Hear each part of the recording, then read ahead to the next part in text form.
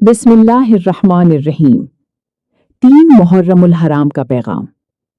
سلطان کربلا امام مظلوم حضرت امام حسین علیہ السلام ارشاد فرماتے ہیں، ہم وہ اہل بیت ہیں جن کی اطاعت اللہ تعالیٰ نے واجب قرار دی ہے اور ہمیں اول الامر اور حکمت کا سرچشمہ بنایا ہے۔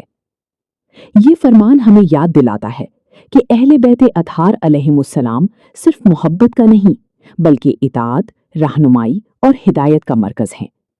ان کی تعلیمات انسان کو حق، عدل، صبر اور تقوی کے راستے پر گامزن کرتی ہیں۔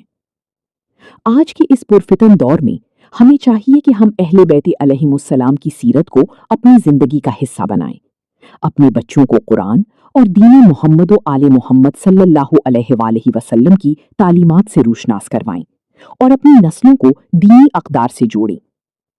اگر آپ یا آپ کے بچے آن لائن قرآن مجید، تجوید، اسلامیات اور اہل بیت علیہم السلام کی تعلیمات سیکھنا چاہتے ہیں تو آج ہی رابطہ کریں۔